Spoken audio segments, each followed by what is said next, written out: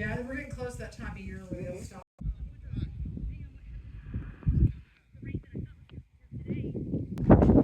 The sad tale of this is my third time trying to go on tour.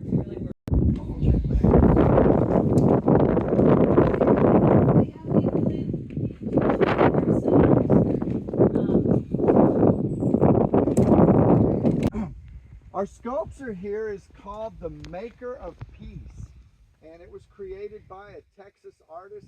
Big long spear or dart hanging from the atlatl.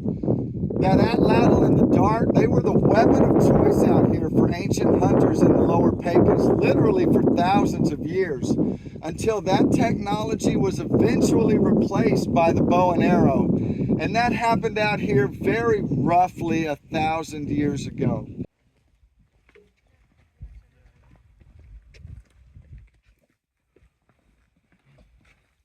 We'll label you as embellishment control. That way I can't get too carried away and say too many crazy things, because you'll be able to call me on it. If you want to know anything, ask me. I'm not going to volunteer.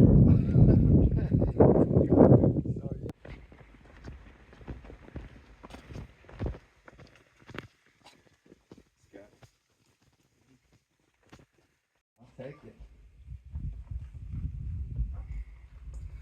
So we have a lot of really, really interesting things to see up here in the Fayetteville Annex.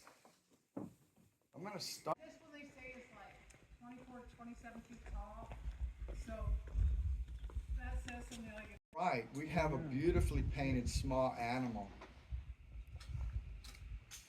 And then even closer to us on the face of the rock, stick figures holding hands. But it's hard to be sure if that's what that is. A great viewpoint or vantage point to look at some of the pictographs.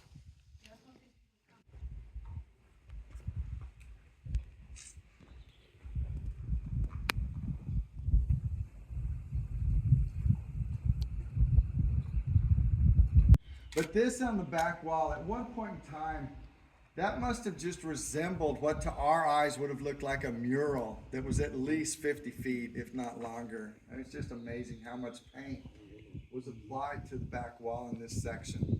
The middle level is probably starts over in here and continues for quite a way. Here's some more.